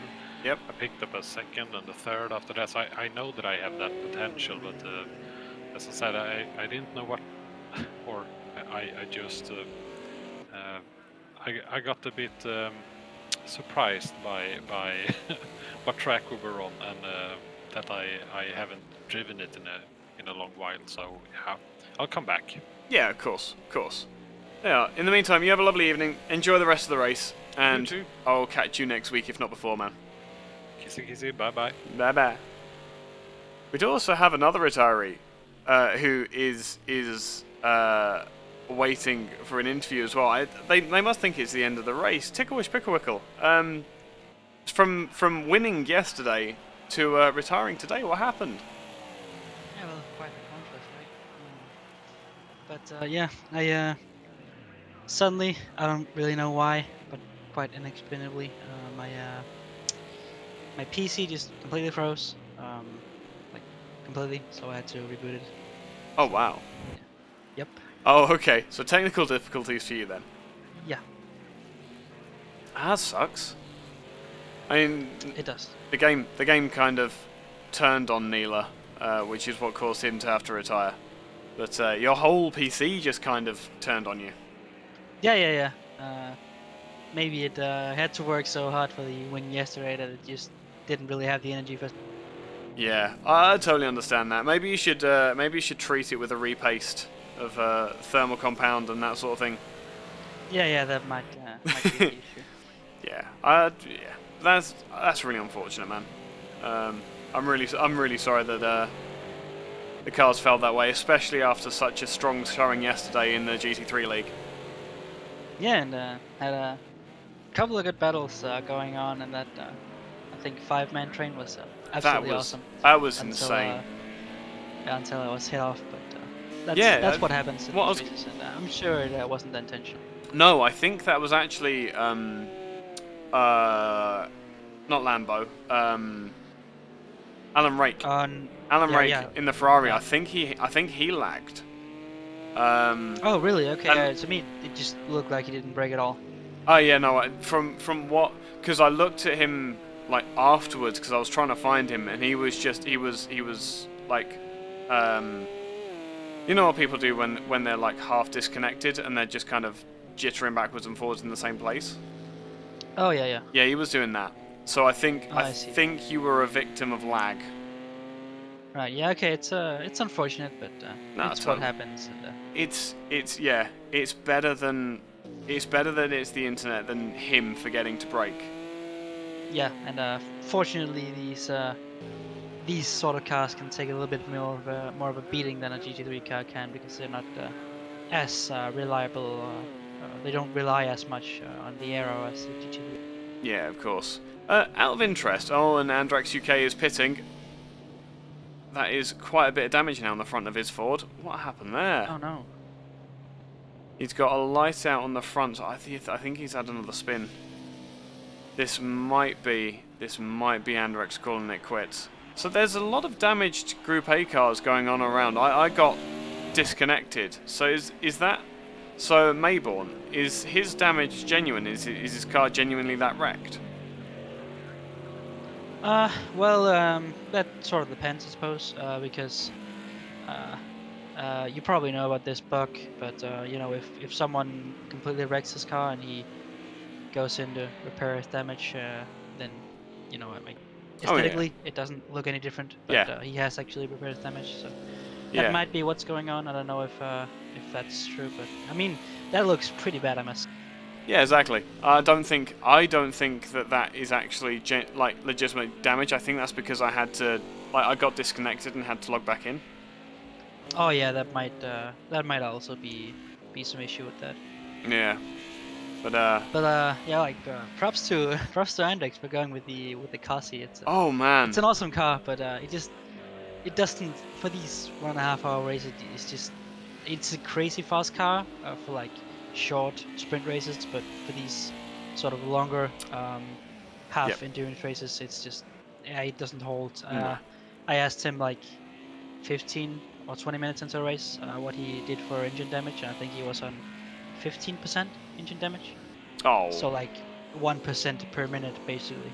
that's I think he has 60% boost on right now, and yeah, that's sort of the medium he found where he could sort of control it, and it was still like sort of fast, but controllable. He has given best, and he is ready for an interview. So I will, if it's alright with you, I'll pop you back into the ready for interview room, and I will go and say hi to him. Alright. Right. Say hi from me. Yep. Have a good one. And yeah, have a good evening, mate. You too.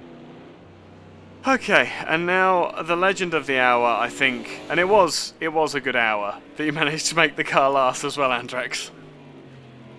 Yeah,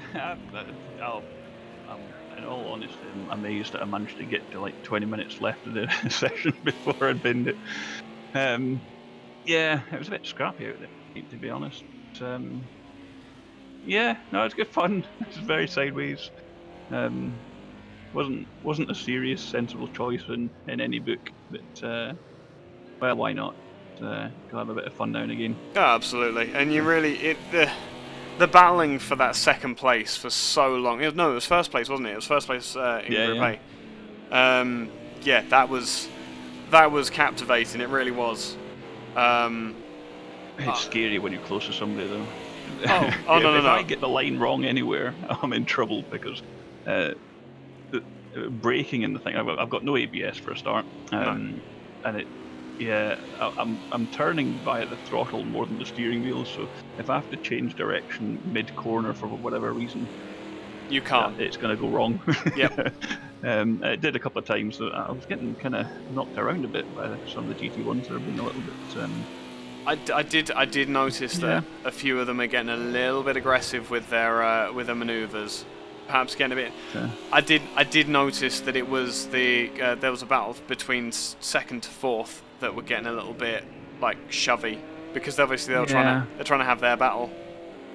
It's a bit disappointing. I mean, I can understand it's a very technical, twisty track, so it's not ideal for multi-class racing with the speed difference that we have. So thanks Empower for bringing that into the season and then disappearing before you have to suffer it. Thank you. Yep. But no, in all seriousness, and it's good fun. But yeah, it was good. It was a bit of fun to take the Cosy. Oh, absolutely. It was more competitive than I thought it would be because you've got to just destroy any setup for a fast lap out of it to actually make it drivable. Yep. And survive. I think. Yeah, no, it's good. It was up further up than I was expecting. I was going to say I do think a part of that is what we could call the Andrex effect. Well, if you put a Scotsman in a car that likes to go sideways, Colin McRae style, then it's going to happen. I was going to say, yeah, you are our very own Colin, aren't you? Pretty much. Well, you got to have a bit of a giggle now and again. No, Thankfully, absolutely. it already wrapped up the title, so it was. No, of course, and of course, congratulations. But yeah, I was surprised. I think on the whole, the Audi probably was the strongest car. I know on paper it looks as if it should be seriously overpowered, but there's several of those other cars that were definitely keeping the pretty much identical pace for a lot of time, and I was trying incredibly hard right there, and I wasn't really making any ground on anybody. So no. I did say earlier, it's typical that the track you decide not to use the Audi is the track where. It's probably one of the best ones for it. Yeah. Well, no. The Mercedes and BMWs are right yeah. up there. Sorry, I was comparing the Audi or the Cosworth. Oh yeah. No, the Mercedes and the BMWs, I'm pretty sure would have been giving you a really hard run for your money, even in the Audi. Yeah, Like, no, definitely. I mean, I'm not really that much quicker than Tripp, if any. No. And he was right at the front as well, so Yeah, pretty much exactly. matching pace, so. No, with Yeah. this track has been really rewarding for all the Group A's, and it's been fantastic to watch. It really has been. Yeah, it's been a really good season.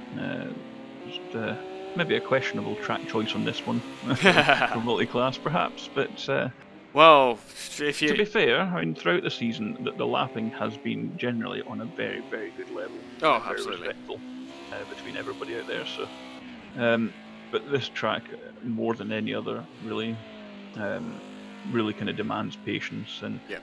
it's very difficult to not go for something knowing that you're going to lose a second or 2 seconds on a series of corners, getting stuck behind somebody. No, absolutely.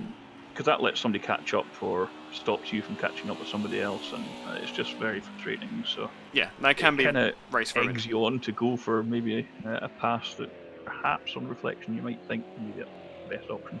Yeah. But it's almost a case where you kind of almost obligated to have to go for some of the passes. But yeah, it's a bit scary at times from the Group A's perspective. I'd like to do an event where we all switch class and reverse things and let the GT1 guys know how it feels when you get a missile coming up from behind you. I am absolutely on board with casting that. That sounds hilarious. Can we have all of the GT1 boys in a room so we can hear their screams as well? They're swearing. Oh my god, what are you doing? Yeah. Have them all on voice activity so we can see all. Yeah. I think it'd quite be a strong language. It's alright. Parental guidance warning. That's absolutely fine. We've marked it not for kids, and we'll put an advisory warning at the start of it. I think that'd be a really cool race to run as a special event. Yeah, that will probably do something. I don't know if it'll be for Christmas, but No. Yeah. No. I'm not actually going to be here for next week, the last race of the season, unfortunately. But I was gonna say, and it's Laguna Seca as well, another track which is hugely technical and not brilliant for lappery, really. No. I think it's got decent bits and certainly bad bits. Yeah. There's definitely certain corners that are in a single line only, and I say these Group A's are. Well, they've got no downforce, so they've got to use the entire track.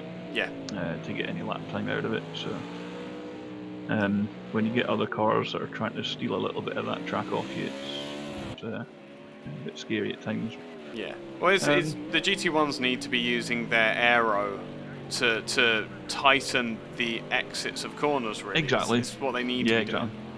And there's definitely several drivers in the league that have really kind of cottoned on to that and kind of really got it nailed.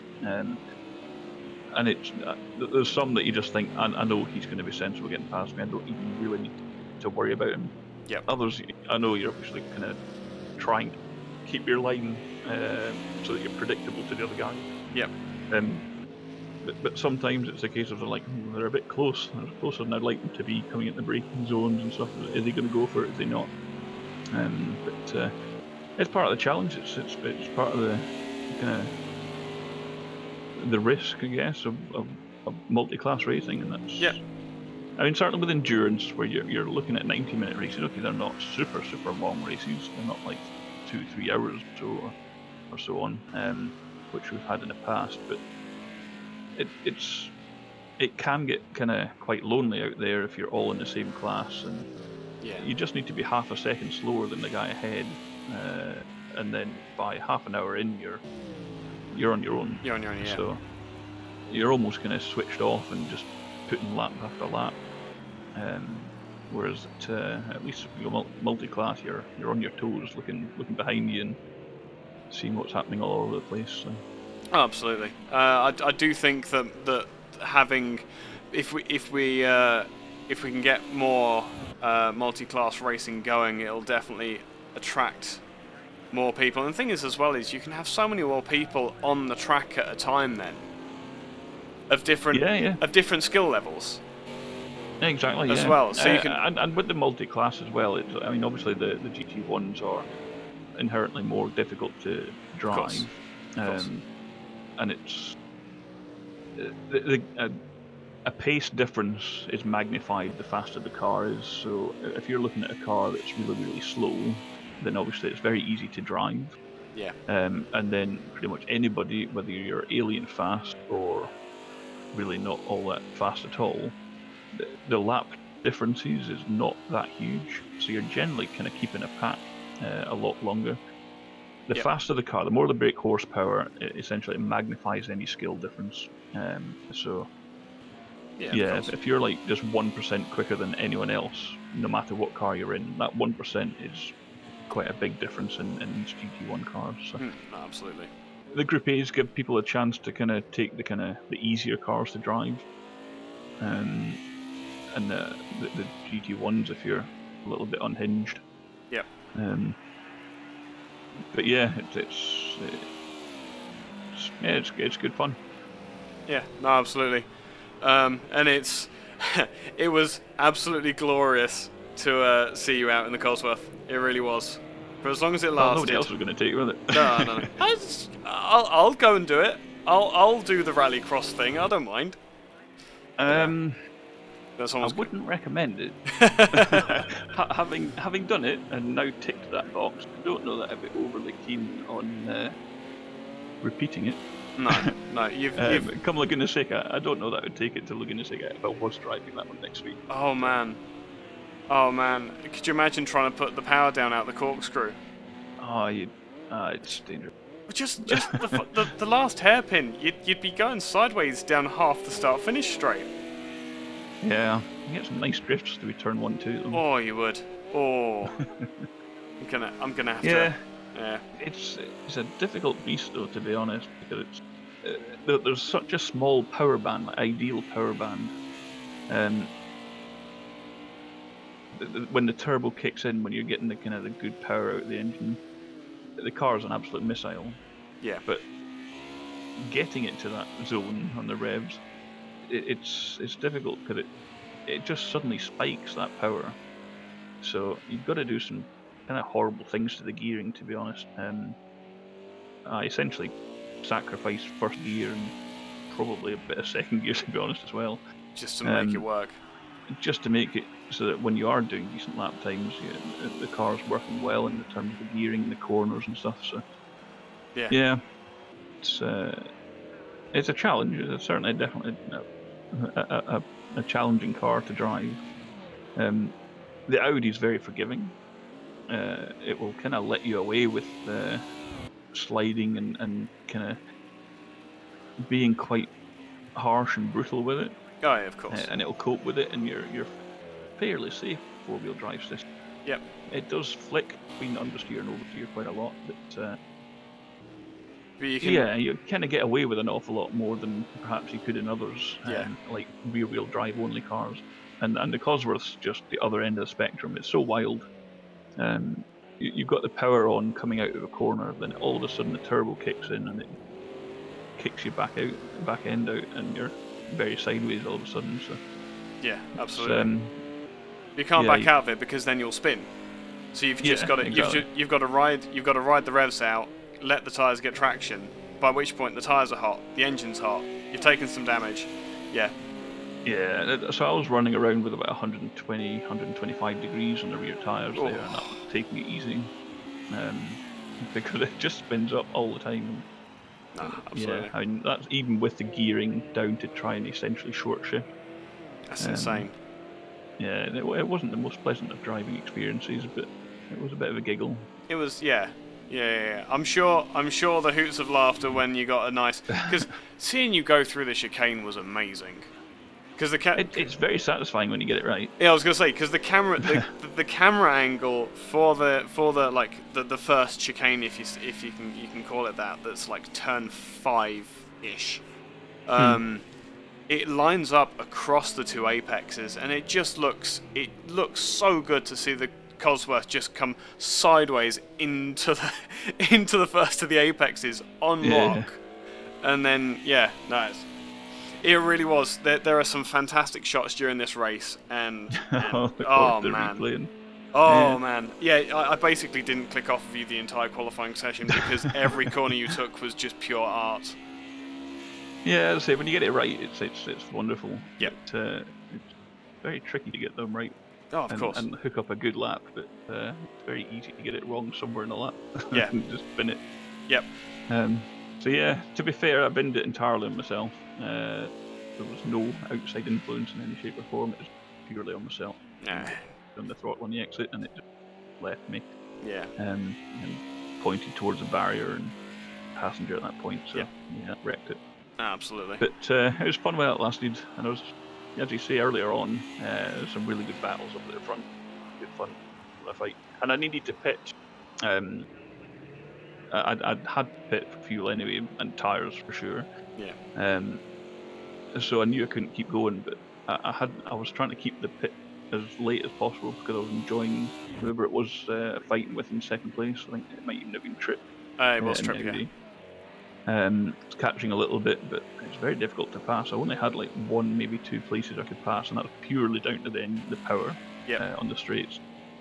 So having to get the lines right coming into the exit of the corners and stuff. Yeah, of course. It was great fun because seeing the difference in the cars, like where they were strong and where they were bad. I think I got past the apex several times, but then he was able to outbrake me into turn one and get the position back again. So yep. It was quite interesting having that kind of difference in how the cars behaved and how they were doing. Yeah. So yeah, it's good fun. Yeah, we were watching all of that. Don't you worry. That was fantastic. It really was. No. That fight has absolutely been the highlight of the season, I think. Just have a bit of a giggle now and again. Oh, absolutely. I think because the thing is as well is the minimum people that were there there was 3 cars at all times that were nose to tail. Yeah. It's fantastic. Oh, there was 4 of us kind of. Oh yeah, no. It was up to 5 for a while. Wow, okay. There were 5 cars in a cluster, and you were 4 wide on the start-finish straight at one point. Oh, jeez, okay.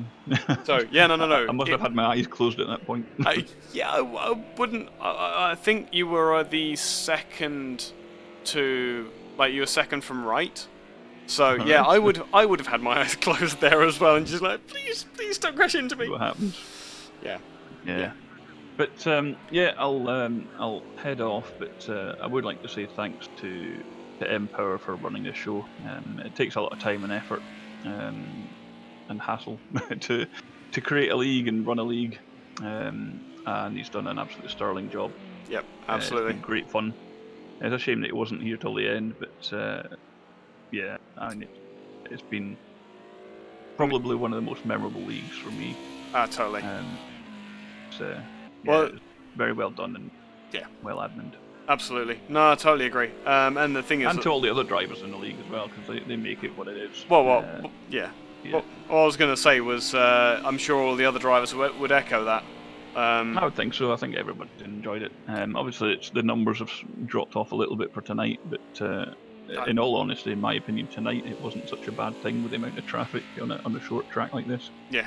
No, totally. Yeah, it was good. No, absolutely. Great league. Yep, it's going to be cool. Hopefully, a season 2 then. I don't know. I don't. Yeah, I think the life of Project Cars is probably coming towards an end from our side of things. I think got kind of rough plans for running kind of endurance races on a set of Corsa Competizione. Oh, okay. But that is just GT3 only, so there's no kind of multi-class for that, which is a shame. Yeah. It's crying out for it with endurance multi-class racing, but the licensing side of things prevents them from having anything more than just GT3 at the moment.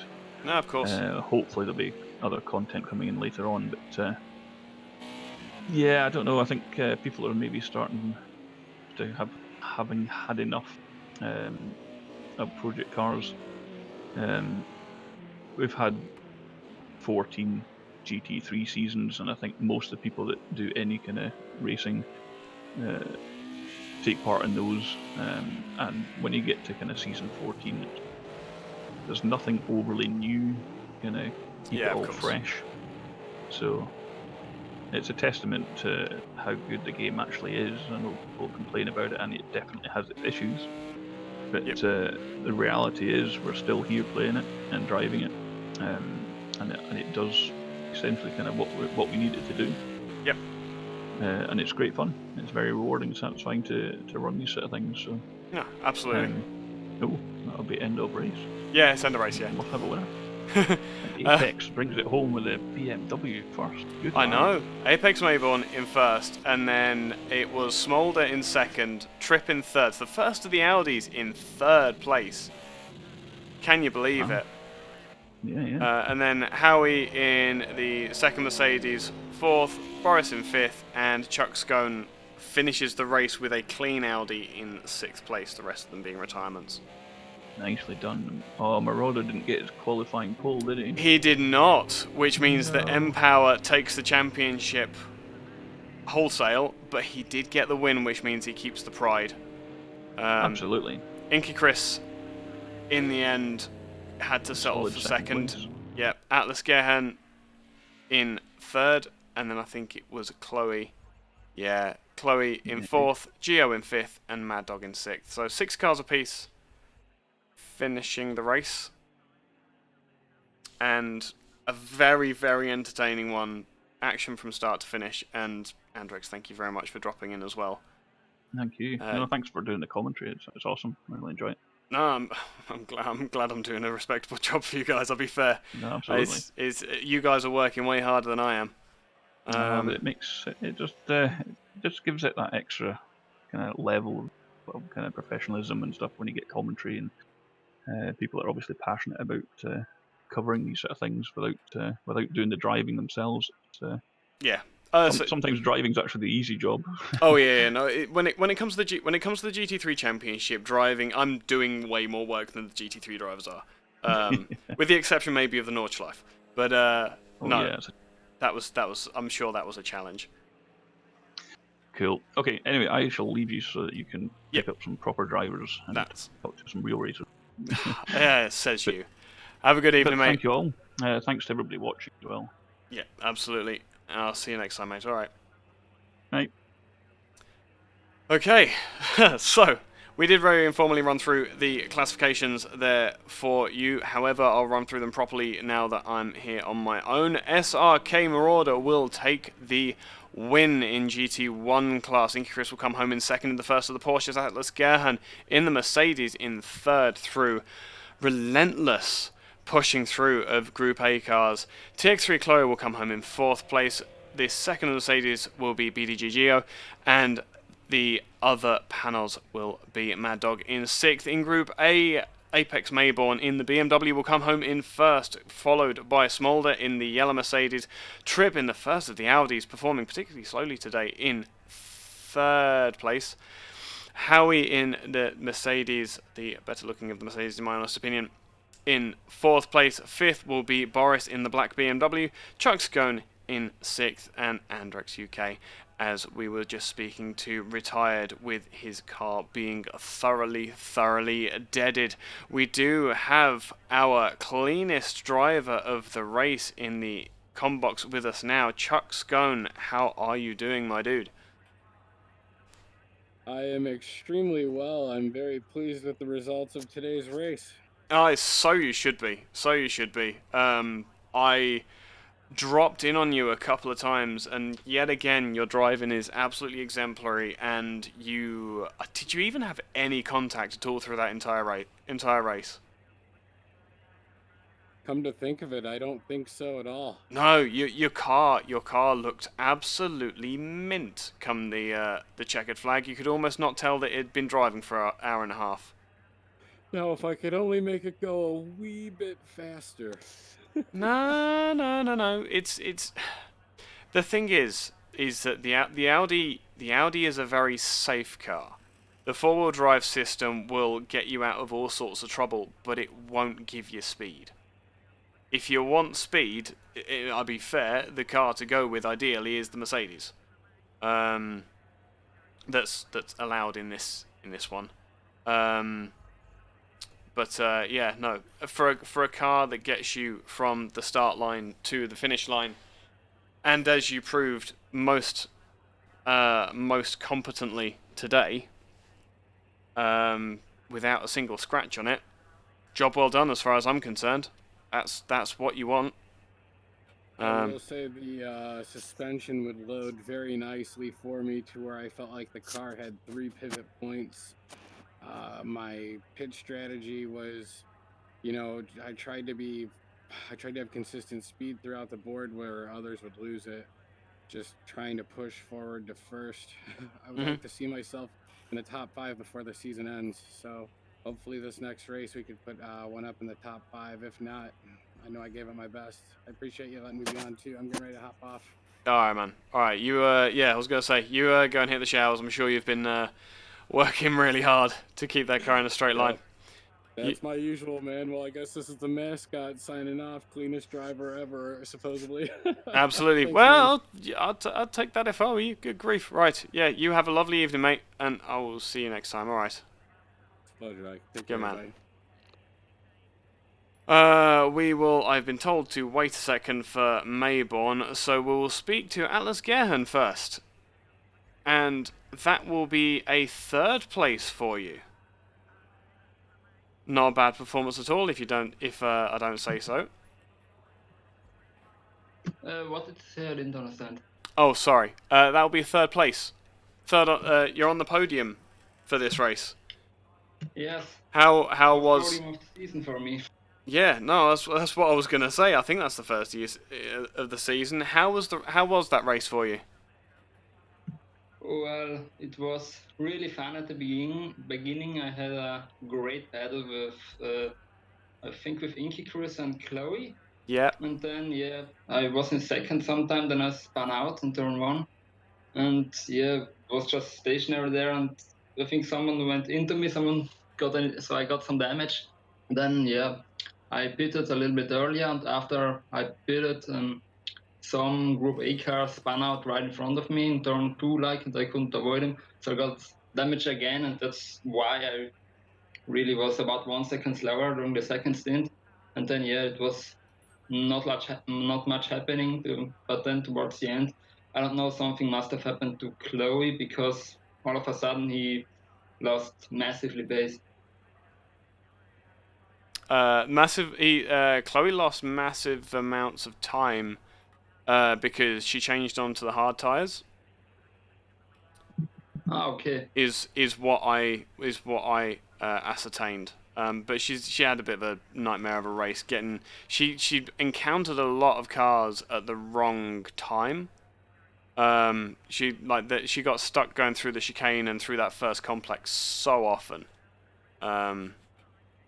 So yeah, no, she was she had a bit of a bad race. That's all, but nothing of her doing. Yeah, but I somehow don't quite believe that it's just hard tires because she really kind of I don't know, some point during the second stint she was faster than me all of the time, but then at some point all of a sudden she lost I don't know, 3 or 4 seconds a lap. I think something more substantial must have happened.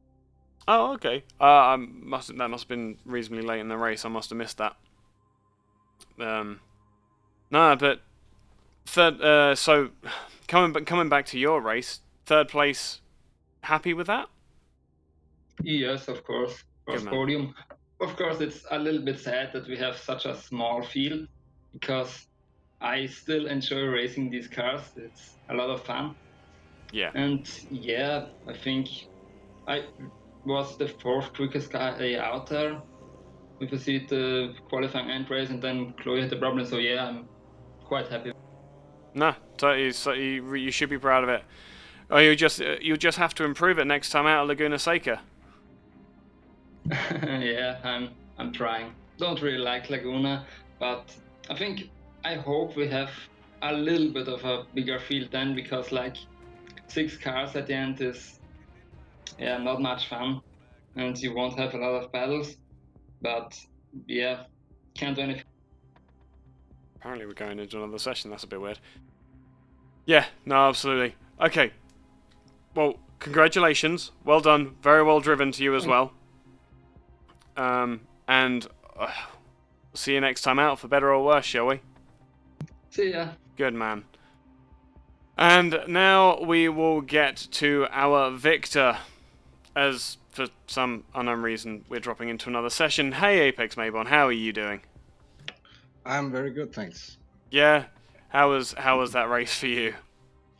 It was exciting. The Beamer just came alive on this track. I didn't think it would work that well, but yeah, it did. Yeah, no, absolutely. I'm just going to quit out that session so we can concentrate on talking. And I don't think... There we go. I don't think there was a single moment in the first hour where you had any kind of gap. No, it was quite intense for a very long time. Yeah.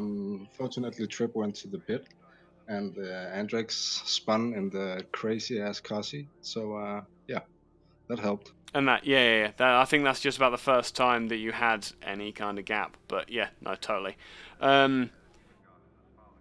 So, first victory in this series?